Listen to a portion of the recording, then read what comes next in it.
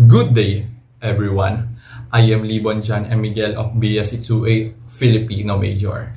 So this time around, I'll just continue to discuss the topic that was assigned for me, which is the distance learning and the two types of distance learning, including the asynchronous and synchronous. So first, let's start with distance learning. So what is distance learning? As you can see on the screen, let's read it first. Basahin muna natin, then I'll explain na lang later. Ang sabi, distance learning, also called distance education, e-learning and online learning, form of education in which the main elements include physical separation of teachers and students during instruction and the use of various technologies to facilitate students' learning. Wait lang, nag-chat. Cut. Students, teachers, and students' communication. Distance learning traditionally has focused on non-traditional students such as full-time workers, military personnel, and non-residents or individuals in remote regions who are unable to attend classroom lectures. Para hindi sabihing binabasa ko lang. First of all, yung binasa ko na definition of distance learning, it is very understandable and kaya na nating intindihin eh. Kumbaga, ang distance learning, hindi na to bago sa atin. Matagal nang ginagawa ang distance learning sa mga estudyanteng kulang sa time or hindi maka-attend sa school. For example of this is yung mga artista. A lot of artists engage in distance learning kasi hectic yung schedule nila. Sa ating mga estudyante, para sa aming mga estudyante, parang bago kasi ngayon lang naman namin naranasan yung distance learning because of the pandemic. Simula nung pandemic, we have to use distance learning to continue the education. Kasi ang pangit naman kung may i-stop ng isang taon ng pag-aaral ng mga estudyante, di ba? Kaya isang paraan o isang solusyon na naisip ng DepEd upang matuloy at hindi mahinto tsaka hindi masayang ang isang taon, they use ang tinatawag na distance learning. So distance learning, even though that we never conduct kahit hindi face-to-face, tuloy pa rin yung pag-aaral. So maraming advantage. At yun yung pag-aaralan pa natin sa susunod. Ngayon nga, mali. Ngayon nga ay dumako na tayo sa two types of distance learning, which is asynchronous and synchronous. Ngayon unahin muna natin yung asynchronous. Kung mababasa natin sa screen, basahin ko muna. Asynchronous learning is a student-centered teaching method widely used in online learning. Its basic premise is that learning can occur in different times and spaces particular to each learner, as opposed to synchronous learning at the same time and place with groups or learners and their instructor or one learner and their instructor. For example of this is yung watching pre-recorded lecture, lessons, and videos. For example, ito, ginagawa ko ngayon. It is already recorded one. Hindi to live. Usually. Talaga naman. Literal. Hindi live. So this is pre-recorded na record na tapos papanoorin nyo na lang. Pag may time kayo, ganon. Second is viewing video demonstration, reading and writing assignments, research project. So, masasabi kong ang asynchronous, it is very favorable favorable to students because ngayong panahon ng COVID, this time of pandemic, marami sa atin yung busy at yung iba walang pang online, walang wifi, walang perang pang paload. Yung iba naman, walang storage, walang pang live, ganon. Pag yung live yung Google Meet, parang ganon, wala daw ang signal. Ganon, parang Itong asynchronous, it is one way to lessen the burden for the students that even though we conduct distance learning, they will able to catch up pa rin. Wow! They will able to going back to the topics na hindi nila natendan, or pwede pa nilang balikan yung mga hindi nila naintindihan because it is asynchronous and it is less stressable. Wow, less stressable naman talaga ang asynchronous kasi pwede mo siyang kunyari ako, pinagawa kaming mga estudyante din, ipapas namin siya doon sa certain date, and it is very paano ba to i-explain basta yung pag sinabing asynchronous kasi hindi siya on time, hindi siya required na kailangan matapos na siya ngayon. For example, sa asynchronous, makikita natin yung difference mamaya pag in-explain ko yung synchronous. Pero pag asynchronous kasi, favorable dun sa students, favorable dun sa time and place ng students. Hindi siya more on teacher. Usually kasi sa synchronous, pag hindi ako nagkakamali, we students of Sabela State University, and every week, every teachers in each subject have to conduct one synchronous So nagmi-meet kami, pinatry namin mag-meet ng once a week. If I'm not mistaken mahirap magsalita ng patapos. Sabi gano'n Ayun nga, yun yung asynchronous. Ngayon nga, dumako na tayo sa synchronous. Masyadong mahaba yung explanation ko doon sa asynchronous. Masyadong, ano ba to? Paikot-ikot. Ano ba yan? Ganun ba yun? Now, let's define asynchronous. As you can read on the screen, na mababasahin ko sa laptop. Synchronous learning refers to all types of learning in which learners and instructors are in the same place at the same time in order for learning to take place. This include in-person classes, live online meetings, when the whole class or smaller groups get together. For example, is the phone calls, the video meetings, the live webcasting, and the online chat. Did you know that when we say synchronous, it is on the time that teacher and students are planned off. For example, tayo sa subject natin kay Ma'am Matusalem, we conduct Google Meet at dun tayo nag-discuss, and that is example of synchronous na. When we say asynchronous, it is not live. When we say synchronous, it is live. Yun yung pagkakaiba ng dalawa. And dito naman, sabihin natin sa synchronous, hindi siya favorable naman sa students kasi it is a time that was set by teachers and students for a certain discussion. Yun yung tinatawag na synchronous learning.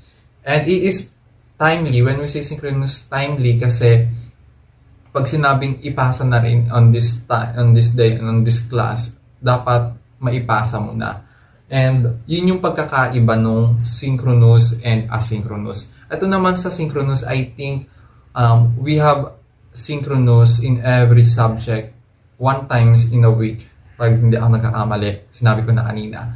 Para yung effectivity and assessment na makuha is para makuha ng mga teacher. Usually kasi pag asynchronous, it is less effective and hindi alam ng teacher kung talagang yung students ba is ginagampanan yung responsibility niya as a students to learn. Dito naman sa synchronous kasi parang mas active participation. It is more on live discussion. It is a live discussion. Siyempre, parang doon, mas nai-increase yung effectivity niya. Same as face-to-face. Pero yun nga lang, magastos ang synchronous. Kaya, hindi lahat kayang i-afford ang synchronous classes. For example, kasi meron natin yung time no na sabay-sabay ang synchronous. Yung Google Meet here with this subject, Google Meet with that subject, parang nagsabay-sabay, and I think hindi naman lahat ng estudyante malakas yung signal, hindi naman lahat ng estudyante may pera pang pa-load. Kaya pag synchronous, it is very costly. Mahal siya talaga, masakit sa bulsa, pero yun eh. Now, let's proceed to advantage of synchronous and asynchronous. Let's discuss the advantage of asynchronous. Parang pag sinabi kasi advantage, kanina ko pa, parang sinabi ko na rin yung advantage kanina. So, papasadahan na lang natin. Kung nababasa nyo nga sa screen, basahin nyo na sa screen. Ako na mababasahin ko sa laptop. Sabi dito, asynchronous is anytime, anywhere learning. So, opo, totoo yun. Kasi kahit nasa bukid ka, nasa gumagala ka, you can take your class anytime, anywhere. Kasi hindi naman siya live. You are just watching pre-recorded videos na pwede mong balikan yung mga hindi mo napanood na videos or discussions with your subject. And access materials when convenient. Yun. Kasi kung saan na may time mong students, kung saan siya may load, doon siya nakaka-access. So, it's very convenient for all students. Wow. Opportunity to research answer. Totoo yun. Opportunity to research answer. I think it not just me. Marami. Marami naman talaga. Of course, nowadays, Google is gold. Sorry. Is treasure. Sabi ganun eh. Kasi with just one click, one type, ganun, research, makukuha mo, mahanap mo yung sagot with the help of ICT nowadays, 21st century. A lot of information can be found through Google. Totoo yun. For example, me. Pero ayoko naman nang syempre, it is not something positive. Pero hindi talaga may iwasan yun. Actually, for me, of course, on a positive side, a lot of requirements, of course, and also need to be researched. Syempre, I'm not genius or intelligent enough to create my own ideas about that certain, di ba? Kaya kailangan talaga rin mag-search minsan para magkaroon ka ng background ideas, basic ideas sa mga gagawin mo. Next is, can express thoughts without any interruptions. Totoo po yun. Hindi ko na kailangan explain. Now, next na tayo is sa synchronous. Advantage of synchronous is real-time discussion. Real-time discussion. When we say real-time discussion, it is effective not just for teacher to assess his students, but also for students to learn from the teacher. Yun yung advantage ng real-time discussion talaga sa synchronous. Wow, ang harap ko. Real-time collaboration. Of course, real-time collaboration. You and your teacher have this kind of active conversation. For example, you are discussing one relevant topic nowadays, and you are asking your teachers about that certain topic to gain more ideas, and the teacher answer you, and that is the real time collaboration. Of course, the teachers feed you with his knowledge, and it helps you to gain more ideas. Yun yung real-time collaboration. It is not just for students to win, but it's a teacher and student. It's just like win-win solution. Tama ba? Win-win, ganon. Basta ganon. Yun, win dahil positive, helpful kay students and helpful kay teacher. Cost-effective. Ito yung sinasabi ko kanina. Even though that it was costly, it is effective of course. Kasi sa Synchronous, mahal talaga eh. Masakit sa bulsa. Pero effective siya as face-to-face kasi nakikita mo yung teacher mo live nagsasalita. Parang sa face-to-face. Kaya effective talaga siya. Pag asynchronous kasi, sige, ganyan na. Pero pag doon sa Google Meet, for example, we cannot take our eyes to our teacher, for example, especially when he or she are explaining on certain topic, no? Kasi mahirap kasi every teacher, when we have this kind of synchronous classes, in the end, a lot of teacher ask us, especially kung ano yung natutunan namin doon sa diniscuss niya.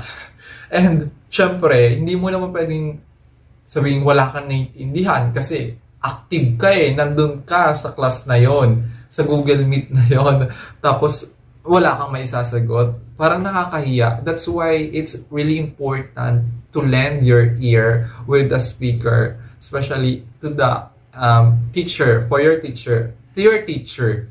Kailangan talagang makinig para naman pag nagtanong si teacher sa last, may masagot. Facilitator can gauge understanding of concepts. And last, motivation to complete assignment course.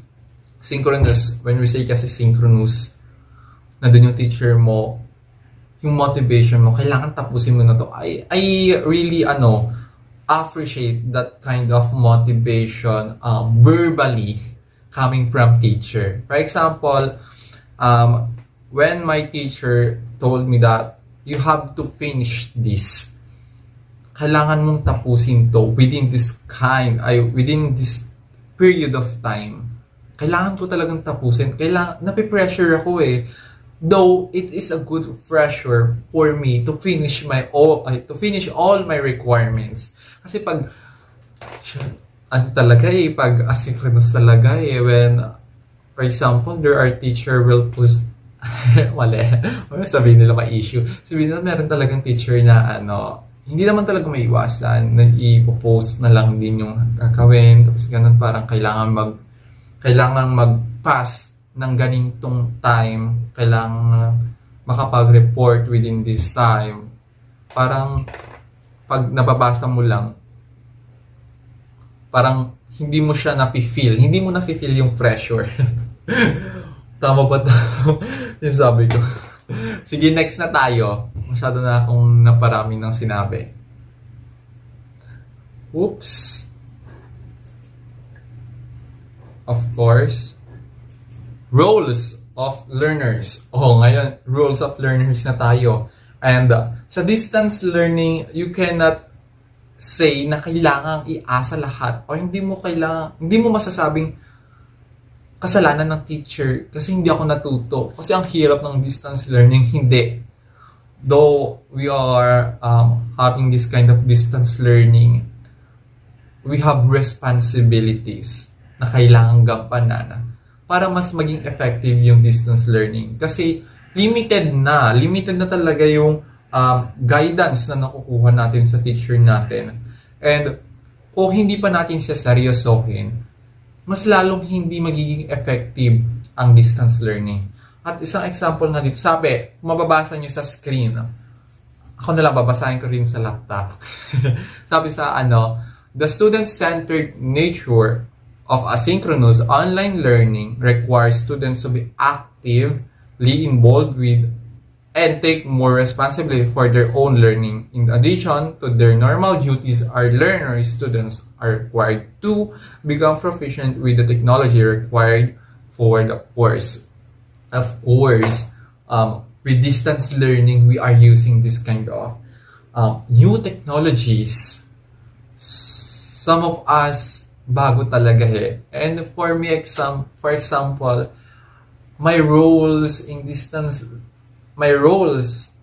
as a student in distance learning is that I have to be literate in using the technologies for me to catch up with lessons and activities that yun na nga, mahirap magtagalog, tatagalogin ka na. Yun nga, kailangan kong matutong gumamit ng technology para kaya kong makipagsabay sa mga teacher ko sa mga sa mga lesson namin, because a lot of subjects are passed and used by the modern technology. For example, the different kinds of websites and application na kailangan talaga naming gamitin. As students in distance learning, I have to be literate in that kind of area para hindi ako napaguhulihan. Parang ganon. Pero ganon.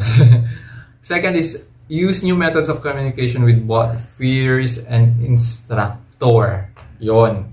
Pangatlo, strengthen their interdependency through collaboration with the peers. Of course, kailangan talaga nating pagtibayin pa yung interdependency natin through collaboration with peers. Of course, ang example natin is yung ginagawa ng teacher is gumagawa siya ng group activities that even though we have in the distance learning, yung natin, na-enhance pa rin yung pagiging social ng isang students. And this is done through reconnecting with your classmate online. ICT, last. Masyadong ang habatan ng report ko, my gosh. ICT, sabi dito, computer technology has made people and information sources and information universally accessible and available at any place and any time. Of course, ICT revolutionized our educational system, especially nowadays.